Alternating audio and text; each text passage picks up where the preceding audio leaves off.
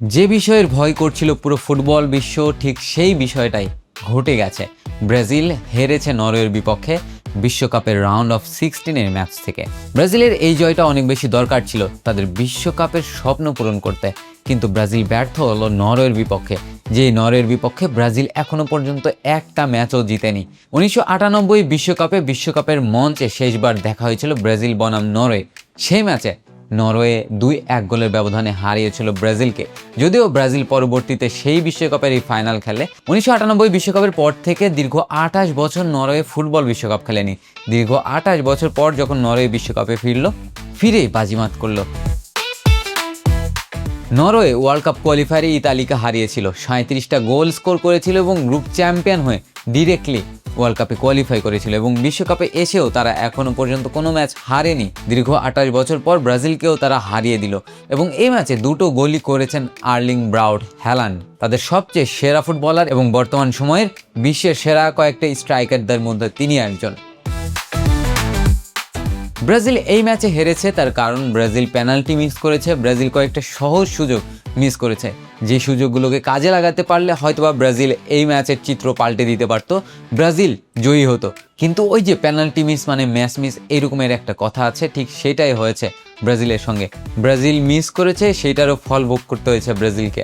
যদিও ম্যাচের শেষ সময়ের দিকে গিয়ে ব্রাজিল আরেকটা পেনাল্টি পায় এবং সেই পেনাল্টি থেকে নেইমার এই বিশ্বকাপের প্রথম এবং শেষ গোল করে এবং নেইমার তার ইন্টারন্যাশনাল ক্যারিয়ারের শেষ গোল করলেন এটি।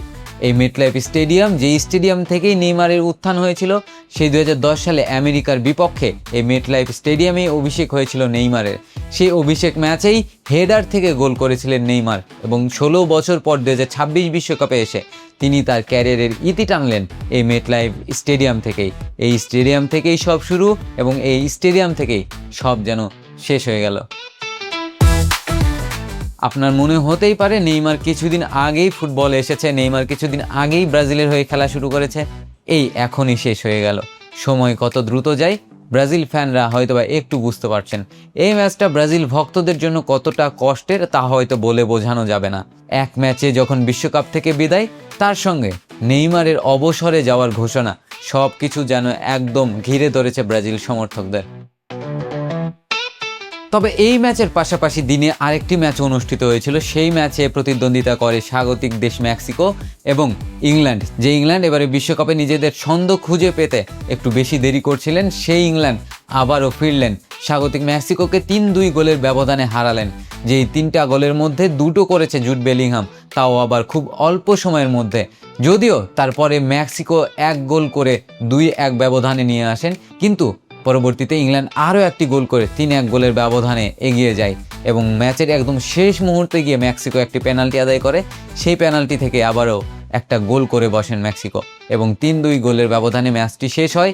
এই ম্যাচেও মেক্সিকো তাদের কিংবদন্তি গোলকিপার ওচোয়াকে বিদায় জানালেন। ওচোয়া কান্নায় ভেঙে পড়ছিলেন, এটা তার শেষ বিশ্বকাপ ছিল এবং মেক্সিকো বিশ্বকাপ থেকে বিদায় নিল। তিনিও তার ক্যারিয়ারের একদম শেষ প্রান্ত থেকে এসেছেন। তিনি হয়তো কোনো ক্লাব ফুটবলও খেলবেন না, তিনি প্রফেশনাল ফুটবল থেকেই একদম নিজেকে সরিয়ে নিলেন।